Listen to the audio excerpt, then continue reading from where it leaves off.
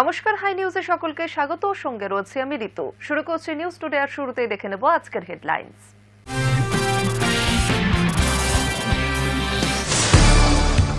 বড়দিনের পর এবার বর্ষবরণের রাতেও কলম ধরলেন মুখ্যমন্ত্রী মমতা বন্দ্যোপাধ্যায়। গান লিখলেন তিনি, আর নিজের লেখা গানই সোশ্যাল মিডিয়ায় শেয়ার করলেন মুখ্যমন্ত্রী। রাজ্যের প্রথম মহিলা মুখ্য সচিব হলেন নন্দিনী চক্রবর্তী। তবে অবসরপ্রাপ্ত মুখ্য সচিব মনোজ পান্তকেও বড় পদে আনল সরকার। বছরের শুরুতেই দুঃসংবাদ, এক ধাক্কায় অনেকটা বাড়ল গ্যাসের দাম। বৃহস্পতিবার থেকে 19 কেজি সিলিন্ডারের গ্যাসের দাম 111 টাকা। ফলে চাপ বাড়ল রেস্তোরাঁ এবং গাড়ির মালিকদের। বছরের শুরুতে বিরাট অর্জন, চীনকে পিছনে ফেলে বিশ্বের সর্বাধিক চাল উৎপাদনকারী দেশ হিসেবে শীর্ষে উঠে এল ভারত।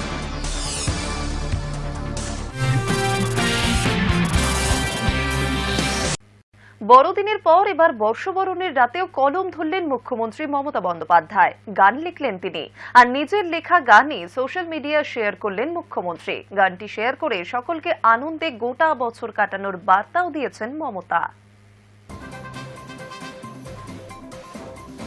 বড়দিনের পর এবার বর্ষবরণের রাতেও কলম ধরলেন মুখ্যমন্ত্রী মমতা বন্দ্যোপাধ্যায়। গান লিখলেন তিনি, আর নিজের লেখা গানই সোশ্যাল মিডিয়ায় শেয়ার করলেন মুখ্যমন্ত্রী। 1 মিনিট 25 সেকেন্ডের ওই গানটি সোশ্যাল মিডিয়ায় শেয়ার করেন মুখ্যমন্ত্রী মমতা বন্দ্যোপাধ্যায়। গানের কথা লিখেছেন তিনি, সুরও মুখ্যমন্ত্রীর। গানটি গেয়েছেন ইন্দ্রনীল সেন। এই গানটি শেয়ার করে সকলকে আনন্দে গোটা বছর কাটানোর বার্তা দিয়েছেন মুখ্যমন্ত্রী। Happy New Year, Happy New Year, Happy New Year to all of you. এই গানটির দৃশ্যায়নে কলকাতা থেকে উত্তরবঙ্গের টুকরো ঝলক দেখা গিয়েছে। দুর্গাপুজোর কার্নিভাল থেকে নানা অনুষ্ঠানের ঝলক রয়েছে। কচি কাচাদের মমতা মেতে ওঠার ছবিও দেখা গিয়েছে মিউজিক ভিডিওতে। উল্লেখ্য, রাজ্যের প্রশাসনিক প্রধান ছাড়াও ব্যক্তি মমতা বন্দ্যোপাধ্যায় বহুমুখী প্রতিভার অধিকারী। বিশেষত তার সৃজনশীলতা চমকে দেওয়ার মতো। কবিতা, প্রবন্ধ লেখা, গান লেখা, সুর করা, ছবি আঁকার মতো কাজ তিনি সারা বছরই করেন। দুর্গাপুজোর সময়ও একাধিক উদ্যোক্তার অনুরোধে পুজোর গান লিখেছিলেন মুখ্যমন্ত্রী। এবার কালী পুজোতেও একটি গান প্রকাশ পেয়েছিল। ভাতৃদ্বিতীয়ার শুভেচ্ছাও জানিয়েছিলেন নিজের লেখা গানে। ক্রিসমাসেও বজায় রইল একই ধারা। বছর শেষে উৎসবের আনন্দে গা ভাসানো রাজ্যবাসীকে গানে গানেই শুভেচ্ছা জানালেন মুখ্যমন্ত্রী Mamata Bandyopadhyay. Hi News Network. রাজ্যের প্রথম মহিলা মুখ্য সচিব হলেন নন্দিনী চক্রবর্তী। রাজ্যপালের প্রেস সচিব থাকাকালীন বিতর্কে জড়িয়েছিলেন নন্দিনী চক্রবর্তী। তবে অবসরপ্রাপ্ত মুখ্য সচিব মনোজ পান্তকেও বড় পদে আনল সরকার।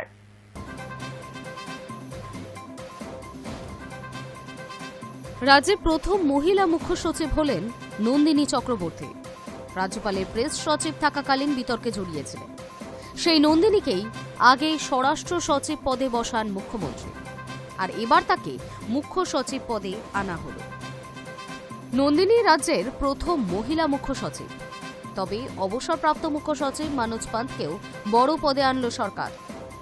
এতদিন পর্যন্ত রাজ্যের মুখ্য সচিবের দায়িত্ব সামলাচ্ছিলেন মনোজ পান্ত। 31শে ডিসেম্বর অর্থাৎ বুধবারই মেয়াদ শেষ হয় তার। এমনিও তিনি 6 মাসের এক্সটেনশনে ছিলেন। এর আগে 30শে জুন পর্যন্ত তার পদে থাকার কথা ছিল। সেবার রাজ্য সরকারের চাওয়া এক্সটেনশনের অনুরোধে সায় দিয়েছিল কেন্দ্র। মুখ্য সচিব হিসেবে মেয়াদ শেষ হলেও প্রশাসনের সঙ্গে সম্পর্ক ছিন্ন হচ্ছে না মনোজ পান্তের। তিনি এবার কাজ করবেন মুখ্যমন্ত্রীর প্রধান সচিব হিসাবে। মুখ্য সচিবের সমপদমর্যাদাতেই কাজ করার সুযোগ পাচ্ছেন তিনি। তার বদলে মুখ্য সচিব পদে এলেন এতদিন স্বরাষ্ট্র সচিব পদে থাকা নন্দিনী চক্রবর্তী। বরুণ রায়, অত্রে ভট্টাচার্য এবং প্রভাত মিশ্রের মতো আমলারাও মুখ্য সচিব হওয়ার দৌড়ে ছিলেন। শেষ পর্যন্ত নন্দিনীর নামেই শিলমোহর পড়েছে। রাজ্যের প্রথম মহিলা মুখ্য সচিব হিসেবে কাজ করবেন মহিলা মুখ্যমন্ত্রীর অধীনে। সেদিক থেকে দেখতে গেলে রাজ্য প্রশাসনের মাথায় এবার 2 মহিলা। 1994 ব্যাচের IAS নন্দিনী চক্রবর্তী। রাজ্যের একাধিক গুরুত্বপূর্ণ প্রশাসনিক পদের দায়িত্ব সামলেছেন তিনি। একাধিক বিতর্কেও জড়িয়েছেন। সাম্প্রতিক অতীতে রাজ্যপালের প্রধান সচিব ছিলেন তিনি। রাজ্যপালের প্রধান সচিবের পদ থেকে নন্দিনী চক্রবর্তীকে সরানো নিয়ে বেশ চাপানোতর পরিস্থিতি তৈরি হয়েছিল রাজভবন ও নবান্নের মধ্যে। রাজভবন তাকে রিলিজ করার কথা নবান্নকে জানালেও নবান্নের নির্দেশ ছিল রাজভবনে কাজ করুন নন্দিনী। পরে রাজ্যপালের সঙ্গে আলাদা করে এই বিষয়ে কথা বলেন মুখ্যমন্ত্রী। তারপরই নন্দিনী চক্রবর্তীকে সরানোর সিদ্ধান্ত নেয় নবান্ন। দেওয়া হয় পর্যটন দপ্তরের দায়িত্ব। পর্যটন দপ্তর থেকে 2023 সালের ডিসেম্বরে তিনি স্বরাষ্ট্র দপ্তরের দায়িত্ব পান। এবার তিনি কাজ করবেন মুখ্য সচিব হিসেবে। তার জায়গায় স্বরাষ্ট্র সচিব হচ্ছেন জগদীশ প্রসাদ মিনা। বরুণ রায়কে দেওয়া হয়েছে পর্যটন দপ্তরের দায়িত্ব। High News Network.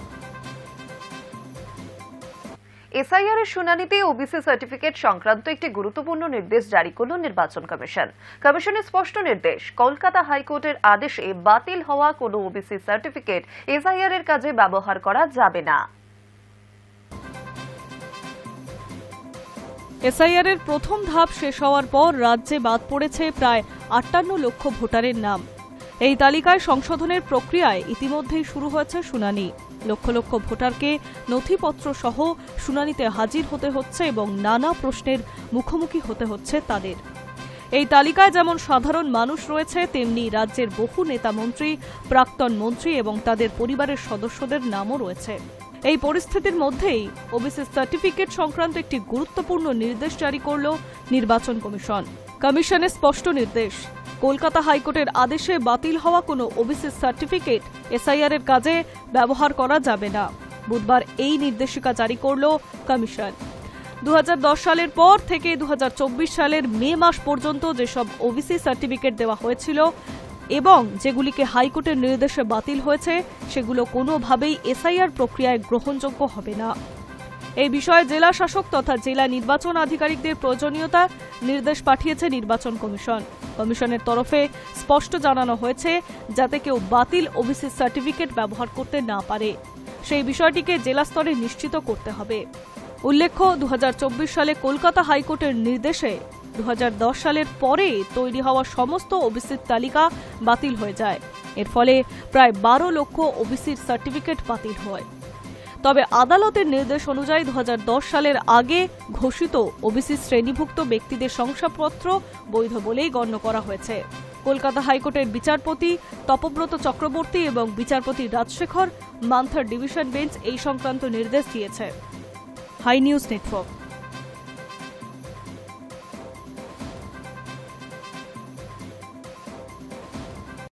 নতুন বছরের রেকর্ড শীতের আমেজ, সেই আমেজকে সঙ্গী করে বছরের প্রথম দিনই কলকাতার বিভিন্ন পর্যটন কেন্দ্রগুলিতে ভিড় জমাচ্ছেন পর্যটকরা। শুধু শহরবাসী নয়, বাইরের জেলা থেকেও বহু মানুষ হলেন কলকাতামুখী। দর্শনীয় স্থানে পরিবার বন্ধু বান্ধবদের সঙ্গে সময় কাটানোর পাশাপাশি সবাই সেলফিতে বন্দী করলেন স্মরণীয় মুহূর্তগুলোকে। মানুষ চায় বছরের শেষটা এবং শুরুটা ঘোরাফেরা আনন্দ দিয়েই কাটাতে, যেমন পিকনিক, বিভিন্ন মেলাতে ঘোরা, বিভিন্ন জায়গায় ঘোরা। আর সেরকম কলকাতায় তো ঘোরার জায়গার অভাব নেই। এখন আমি দাঁড়িয়ে আছি বিড়লা প্ল্যানেটোরিয়ামে। দেখা যাচ্ছে আশপাশটা কত ভিড় রয়েছে। তো মানুষের কি কি প্ল্যান রয়েছে আমরা সে সম্পর্কে একটু জেনে নেব।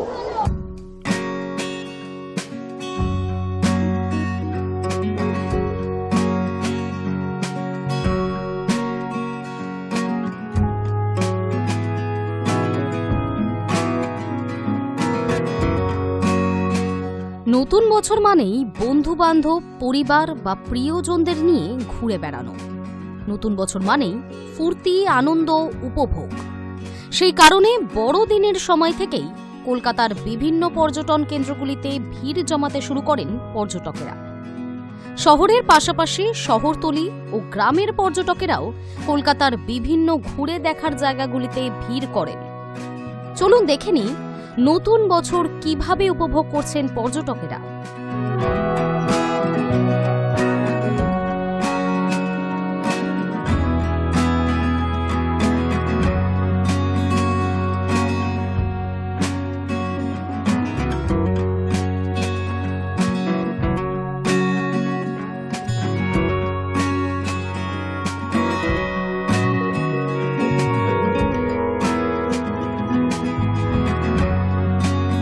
আজকে বেরিয়েছি, আজকে এই বাচ্চাদের নিয়ে সবাইকে নিয়ে একটু ঘোরাঘুরি করে এবার দেখে রাতের বেলায় ব্যাক করব। এই আর এখানে এটা আজকে 5টা থেকে শো হবে, এই 5টা থেকে শোটা বাচ্চাদের জন্য বেসিক্যালি আসা।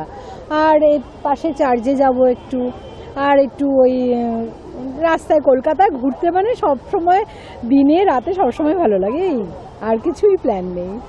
इसके बाद विक्टोरिया मेमोरियल जाएंगे और भी बहुत जगह विजिट करने के लिए वहाँ जाएंगे, जैसे जू हो गया, अलीपुर जू वगैरह। तो बस न्यू ईयर में यही सब है। থেকে এসেছি, মুর্শিদাবাদের বহরমপুর থেকে কলকাতা ঘোরাতে মেয়েদের নিয়ে এসেছি। আজকে প্রথমে আমরা ইন্ডিয়ান মিউজিয়াম দেখেছি, আর তারপর বিড়লা প্ল্যানেটের শোটা দেখবো, তারপর কিছুদিন স্টে করবো এখানে আমার রিলেটিভের বাড়িতে, তারপর আরও কিছু জায়গা ঘুরে বাচ্চাদের দেখে তারপর বাড়ি ফিরবো। তবে 2025 অনেকের যেমন ভালো কেটেছে, আনন্দে কেটেছে, তেমন অনেকের জীবন থেকে কেড়ে নিয়েছে প্রিয় মানুষকে। নিউ ইয়ারে সেরকম কিছু প্ল্যান নেই আপাতত, এইটা দেখে একটু সেন্ট্রাল আলিপুর সেন্ট্রাল জেলে যাব একটু, ইচ্ছা আছে যতক্ষণ খোলা থাকে দেখা যাক, কারণ ফ্রেন্ডসরা মিলে একটু পিকনিক করার একটা ব্যাপার আছে। এমনি কোথাও যাওয়ার কোনো প্ল্যান নেই, যা ঠান্ডা পড়েছে খুব খারাপ গেছে, মানে আমার পার্সোনালি খুব খারাপ গেছে। তো বলতে নেই, মানে আমার মাকে হারিয়েছি এই বছরে, ওই জন্য আমার পার্সোনালি খারাপ গেছে বছরটা। যাক, সবাই ভালো থাকুক, খুব ভালো থাকুক, হ্যাপি থাকুক সবাই, এটাই চাই, আর কিছু না।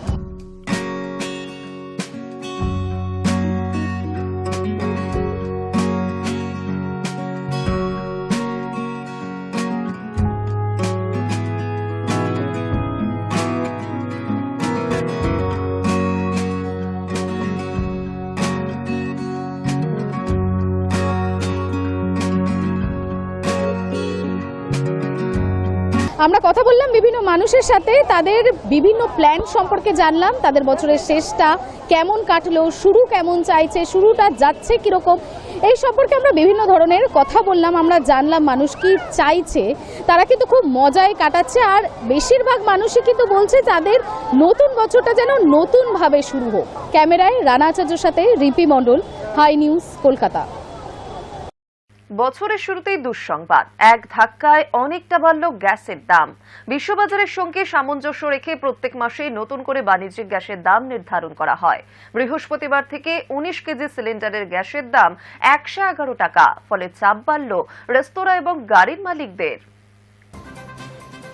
নতুন বছরের শুরুতেই দুঃসংবাদ, এক ধাক্কায় অনেকটাই বাড়ল বাণিজ্যিক গ্যাসের দাম। তেল সংস্থাগুলির তরফে জানানো হয়েছে বৃহস্পতিবার থেকে 19 কেজি সিলিন্ডারের গ্যাসের দাম বেড়ে হল 111 টাকা, ফলে চাপ বাড়ল রেস্তোরাঁ ও গাড়ির মালিকদের। বিশ্ববাজারের সঙ্গে সামঞ্জস্য রেখে প্রত্যেক মাসেই নতুন করে বাণিজ্যিক গ্যাসের দাম নির্ধারণ করা হয়। সেই মতোই নতুন বছরের প্রথম দিন দাম বাড়ানো হল। শুক্রবার থেকে কলকাতায় 19 কেজি সিলিন্ডার প্রতি বাণিজ্যিক গ্যাসের দাম 1684 টাকা থেকে বেড়ে হচ্ছে 1795 টাকা। দিল্লিতে আগে যেখানে দাম ছিল 1580.50 টাকা, সেটা বেড়ে বর্তমানে হয়েছে 1691.50 টাকা। মুম্বাইয়ে বাণিজ্যিক গ্যাসের সিলিন্ডারের নতুন দাম 1642.50 টাকা। চেন্নাইয়ে বাণিজ্যিক গ্যাসের নতুন দাম 1739.50 টাকা। তবে গৃহস্থলিতে ব্যবহৃত গ্যাসের দাম অপরিবর্তিত। বলে রাখা ভালো, 2024 সালের মার্চ মাসে নারী দিবসে রান্নার গ্যাসের দাম 100 টাকা কমিয়েছিলেন প্রধানমন্ত্রী নরেন্দ্র মোদী। তারপর মাসের পর মাস রান্নার গ্যাসের দাম পরিবর্তন হয়নি। গত এপ্রিলে এক ধাক্কায় 50 টাকা দাম বাড়ায় কেন্দ্র, যার জেরে স্বাভাবিকভাবেই সমস্যায় পড়ে মধ্যবিত্তরা। তারপর আর দামে কোনো হেরফের হয়নি। নতুন বছরেও কলকাতার 14.2 কেজি সিলিন্ডারের মূল্য থাকছে 879 টাকা। সাধারণত হোটেল, রেস্তোরাঁ ও ক্যাটারিং সার্ভিসে বাণিজ্যিক গ্যাস ব্যবহার হয়। মূল্যবৃদ্ধির বাজারে বাণিজ্যিক গ্যাসের দাম ফের বাড়ায় নিঃসন্দেহেই তা চাপ বাড়াবে ব্যবসায়ীদের। ফের এক দফা বাড়ল বাণিজ্যিক গ্যাসের দাম। চাপে পড়বেন এলপিজি চালিত গাড়ির মালিকরাও। ফলে সাধারণ মানুষের ওপরও পরোক্ষে মূল্যবৃদ্ধির চাপ এতে খানিকটা বাড়ল। Hi News Network. নতুন বছরের শুরুতে নতুন হিসাব। 1 ফেব্রুয়ারি থেকে সিগারেট, তামাক ও তামাকজাত পণ্যের উপর 40% হারে জিএসটি বসবে। এই কর জিএসটির অতিরিক্ত হিসেবে ধার্য বলে সূত্রের খবর। আগামী 1 ফেব্রুয়ারি থেকে তামাকজাত পণ্য ও পান মশলার ওপর নতুন করে কর বসতে চলেছে কেন্দ্রীয় সরকারের। ইতিমধ্যেই এই সংক্রান্ত বিজ্ঞপ্তি জারি করছে অর্থ মন্ত্রক। নতুন করে কর কাঠামো কার্যকর হওয়ার সঙ্গে সঙ্গে উঠে যাচ্ছে বর্তমানে চালু থাকা জিএসটি কম্পেনসেশনের সেস। নতুন বিজ্ঞপ্তি অনুযায়ী 1 ফেব্রুয়ারি থেকে সিগারেট, তামাক ও তামাকজাত পণ্যের ওপর 40% হারে জিএসটি বসবে। তবে বিড়ির ক্ষেত্রে জিএসটির হার রাখা হবে 18%। এই কর জিএসটির অতিরিক্ত হিসেবে ধার্য হবে। এর পাশাপাশি পান মশলার ওপরে আরোপ করা হচ্ছে নতুন হেলথ অ্যান্ড ন্যাশনাল সিকিউরিটি সেস। অন্যদিকে তামাক ও তামাকজাত পণ্যের ক্ষেত্রে কার্যকর হবে অতিরিক্ত এক্সাইজ ডিউটি, অর্থাৎ জিএসটির সঙ্গে যুক্ত হবে নতুন করের বোঝা। বুধবারই কেন্দ্রে 2026-এর বিজ্ঞপ্তি জারি করা হয়েছে। এই নিয়মের মাধ্যমে তামাক ও গুটকা উৎপাদনে ব্যবহৃত প্যাকিং মেশিনের ক্ষমতার ভিত্তিতে শুল্ক নির্ধারণ ও আদায়ের প্রক্রিয়া স্পষ্ট করা হয়েছে। উল্লেখ্য, গত ডিসেম্বরে সংসদে 2টি পৃথক বিল পাশ হয়েছিল। সেই বিলের মাধ্যমেই পান মশলা উৎপাদনে নতুন সেস এবং তামাকজাত পণ্যের ওপর অতিরিক্ত এক্সাইজ ডিউটি আরোপের পথ প্রশস্ত হয়। এবার সেই সিদ্ধান্ত কার্যকর করল, নির্দিষ্ট দিন ঘোষণা করল কেন্দ্র। সরকারি সূত্রে জানানো হয়েছে, 1 ফেব্রুয়ারি থেকে কার্যকর হওয়া নতুন কর কাঠামোর ফলে জিএসটি কম্পেনসেশনের সেস পুরোপুরি বাতিল হয়ে যাবে। জনস্বাস্থ্য সুরক্ষা এবং জাতীয় নিরাপত্তার যুক্তিকে সামনে রেখেই এই কর সংস্কার করার দাবি কেন্দ্রের। নতুন করে শুল্ক কার্যকর হওয়ার কারণে দেশি হোক কিংবা বিদেশি, বিয়ার বাদে প্রায় সব ধরনের মদের দাম বেড়েছে। 750 মিলিলিটারের বিদেশি মদের বোতলের দাম বেড়েছে গড়ে 30 থেকে 40 টাকা, 180 মিলিমিটারের বোতলে বেড়েছে 10 টাকা। দেশি মদের ক্ষেত্রে প্রতিটি প্যাকেটে অতিরিক্ত প্রায় 10 টাকা বেশি দিতে হবে। এর আগে বিক্রেতাদের নির্দেশ দেওয়া হয়েছিল 30 নভেম্বরের মধ্যে পুরনো দামে থাকা সমস্ত মজুদ বিক্রি করে ফেলতে হবে। 1 ডিসেম্বর থেকে বাজারে থাকা সব পণ্য আগের স্টক হোক বা নতুন স্টক, নতুন দামেই বিক্রি করতে হবে। Hi News network.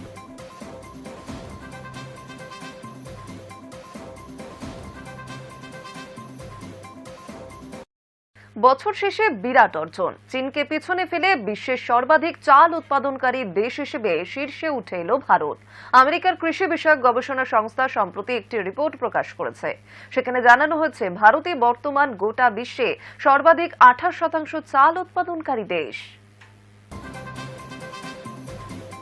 ভারতের এবার বিরাট অর্জন, চীনকে পিছনে ফেলে বিশ্বের সর্বাধিক চাল উৎপাদনকারী দেশ হিসেবে শীর্ষে উঠে এলো ভারত। আমেরিকার কৃষি বিষয়ক গবেষণা সংস্থা United states department of agriculture সম্প্রতি একটি রিপোর্ট প্রকাশ করেছে। সেখানে জানানো হয়েছে, ভারতই বর্তমান গোটা বিশ্বে সর্বাধিক 28% চাল উৎপাদনকারী দেশ। 2025 সালের ডিসেম্বরের রিপোর্ট প্রকাশ করেছে ইউএসডিএ। সেখানে জানানো হয়েছে, ভারতের চাল উৎপাদন বর্তমানে 152 মিলিয়ন মেট্রিক টনে পৌঁছে গিয়েছে, যেখানে চীনের উৎপাদন পরিমাণ 146 ট্রিলিয়ন মেট্রিক টন। এর ফলে ভেঙে গিয়েছে চাল উৎপাদনে চীনের আধিপত্যের দীর্ঘদিনের মিথ। শীর্ষস্থানে দখল না করলেও ভারত চাল উৎপাদনে বরাবরই প্রথম সারির দেশ, পরিমাণ এবং বৈচিত্র্যের উভয় ক্ষেত্রেই। গোটা পৃথিবীতে 1,23,000 রকমের চাল পাওয়া যায়, এর মধ্যে 60,000 রকমের চাল পাওয়া যায় ভারতেই। যদিও চাল উৎপাদনের দিক থেকে ভারত দীর্ঘদিন ধরে চীনের থেকে অনেকটাই পিছিয়ে। এই প্রথম রেকর্ড গড়ে চীনকে পিছনে ফেলে শীর্ষে উঠে এলো ভারত। এই বিষয়ে ইন্টারন্যাশনাল রাইস ইনস্টিটিউটের দক্ষিণ এশিয়া আঞ্চলিক কেন্দ্রের পরিচালক ডক্টর সুধাংশু সিং বলেন, বিশ্বের সর্বাধিক চাল উৎপাদনকারী দেশ হিসেবে ভারতে উঠে আসা একটি বড় অর্জন। ভারতের চাল বিশ্বের 127টি দেশে রপ্তানি করা হয়। ক্রমশ চাল ভারতের বিদেশ নীতির একটি গুরুত্বপূর্ণ হাতিয়ারও হয়ে উঠেছে। 2024-25 অর্থবর্ষে বিশ্বজুড়ে রেকর্ড 4,50,840 কোটি টাকার কৃষি পণ্য রপ্তানি করেছে ভারত, যার মধ্যে চালের অংশ সবচেয়ে বেশি, প্রায় 24%। বাসমতি এবং অন্যান্য চালের রপ্তানি করেছে এক বছরে 1,05,720 কোটি টাকার। বৈদেশিক মুদ্রা অর্জন করেছে তা ভারত। High News Network. নজর রাখছি পরের খবরে। সময়টা ভালো যাচ্ছে না দেশের বৃহত্তম বিমান সংস্থা ইন্ডিগোর। চরম অব্যবস্থার জেরে দেশ জুড়ে পরিষেবা বিঘ্নিত হওয়ায় এমনিতেই কেন্দ্রের রোষের মুখে পড়েছে তারা। বড় আর্থিক জরিমানা করা হয়েছে বিমান সংস্থাটিকে। এবার সেটার উপর চাপল অতিরিক্ত জিএসটি জরিমানা। সময়টা ভালো যাচ্ছে না দেশের বৃহত্তম বিমান সংস্থা ইন্ডিগোর। চরম অব্যবস্থার জেরে দেশজুড়ে পরিষেবা বিঘ্নিত হওয়ায় এমনিতেই কেন্দ্রের রোষের মুখে পড়েছে তারা। বড় আর্থিক জরিমানা করা হচ্ছে বিমান সংস্থাটিকে। এবার সেটার উপর চাপল অতিরিক্ত জিএসটি জরিমানা। নিয়ম মেনে জিএসটি না মেটানোয় ইন্ডিগোকে 458 কোটি টাকা জরিমানার নোটিশ পাঠিয়েছে দিল্লি সরকার। ফলে বিপত্তি আরও বাড়তে চলেছে দেশের বৃহত্তম বিমান সংস্থার। জানা গিয়েছে ইন্ডিগোকে দিল্লি সরকারের তরফে মোট 458 কোটি 26 লক্ষ টাকার নোটিশ দেওয়া হয়েছে। দিল্লি সিজিএসটি কমিশনের অভিযোগ 2022-23 অর্থবর্ষে নির্ধারিত কর নিয়ম মেনে শোধ করেনি। শুধু তাই নয়, উত্তরপ্রদেশের সিজিএসটি কমিশনের তরফ থেকেও প্রায় 15 লক্ষ টাকার নোটিশ পাঠানো হয়েছে। জিএসটি অফিস থেকে আসা নোটিশের বিষয়টি বুধবারই শেয়ার বাজারকে জানিয়েছে ইন্ডিগো। কিন্তু ইন্ডিগোর দাবি তারা কোনো নিয়ম ভঙ্গ করেনি, সব নোটিশের জবাব দেওয়া হবে এবং আইনি পথে বিষয়টির মোকাবিলাও করা হবে। ইন্ডিগো বলছে তারা কর সংক্রান্ত নিয়ম মেনেই চলে, প্রয়োজনে আইনি পথে জরিমানার নোটিশকে চ্যালেঞ্জ করবে তারা। উল্লেখ্য, ডিসেম্বরের শুরুতে দেশজুড়ে ব্যাহত হয়েছিল ইন্ডিগোর ফ্লাইট পরিষেবা। সেই ঘটনার তদন্তের জন্য 4 সদস্যের তদন্ত কমিটি গড়েছিল directorate general of civil aviation. সেই কমিটি রিপোর্টও দিয়েছে, তাতে ইন্ডিগোর বিরুদ্ধে কড়া ব্যবস্থার সুপারিশ রয়েছে বলেই খবর। ইতিমধ্যে অসামরিক বিমান পরিবহন মন্ত্রক ইন্ডিগোকে মোটা অঙ্কের জরিমানা এবং আংশিকভাবে পরিষেবা বন্ধ রাখার শাস্তি দিয়েছে। সেটার উপর আবার চাপছে এই জিএসটি জরিমানার খড়গ। High News network.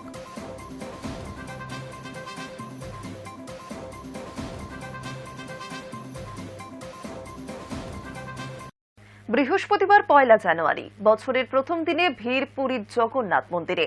দর্শনার্থীদের জন্য এবছর অতিরিক্ত 3 ঘণ্টা বেশি মন্দির খোলা রাখার ঘোষণা মন্দির কর্তৃপক্ষের।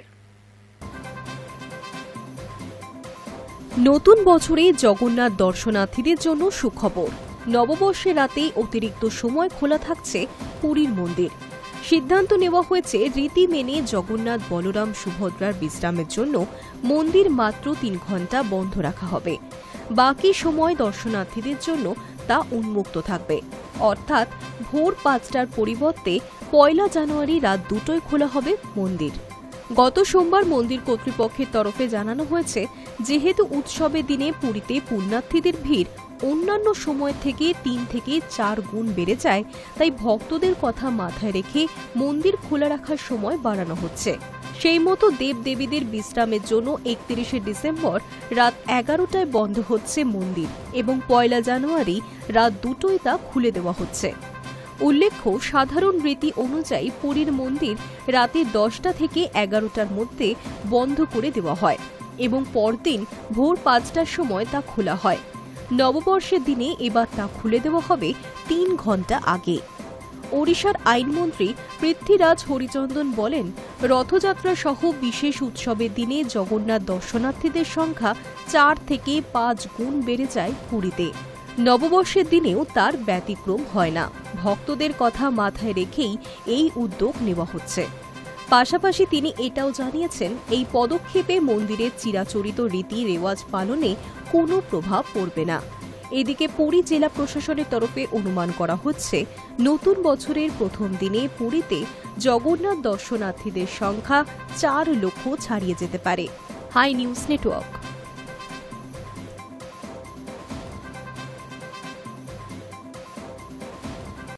নজর রাখছে আবহাওয়ার খবরে।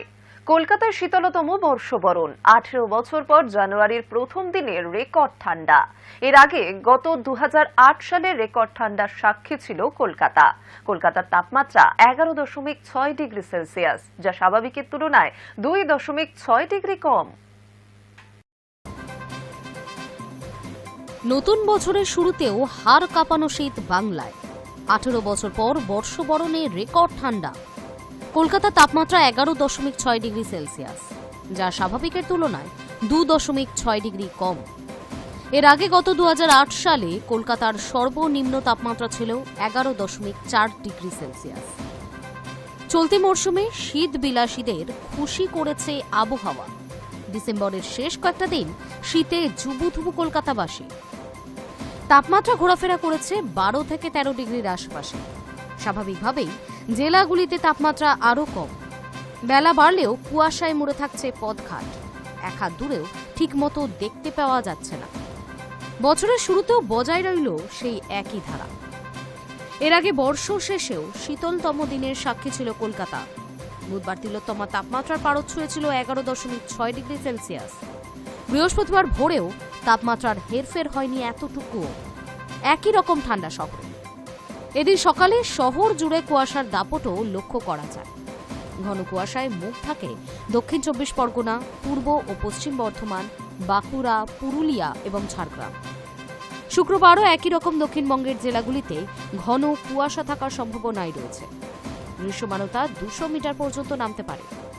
উত্তরবঙ্গেও সর্বনিম্ন তাপমাত্রায় বিশেষ হেরফের নেই, তবে শুক্রবার থেকে ধীরে ধীরে সামান্য বাড়তে পারে তাপমাত্রা। বৃহস্পতিবার এবং শুক্রবার হালকা বৃষ্টিও হতে পারে। দার্জিলিং, জলপাইগুড়ি ও কালিম্পংয়ে হালকা বৃষ্টির সম্ভাবনা রয়েছে। দার্জিলিংয়ের পার্বত্য এলাকায় হতে পারে তুষারপাতও, কুয়াশার সম্ভাবনাও রয়েছে। উল্লেখ্য, উত্তর পশ্চিম ভারতে নতুন করে পশ্চিমী ঝঞ্ঝা তৈরি হয়েছে। এছাড়া কেরলের উপর রয়েছে একটি ঘূর্ণাবর্ত। আর জোড়া ফলায় উত্তরের রাজ্যগুলিতে তীব্র শীত অনুভূত হবে। আপাতত দক্ষিণবঙ্গের বেশিরভাগ জেলায় বেলা পর্যন্ত কুয়াশা থাকবে। পশ্চিমের জেলাগুলিতে তাপমাত্রা থাকবে 9 থেকে 10 ডিগ্রি, কোথাও কোথাও খানিকটা বেড়ে 12 ডিগ্রি পর্যন্ত হতে পারে। তবে উপকূলের জেলাগুলিতে 13 থেকে 16 ডিগ্রি সেন্টিগ্রেড পর্যন্ত উষ্ণতার পারদ চড়তে পারে। Hi News network.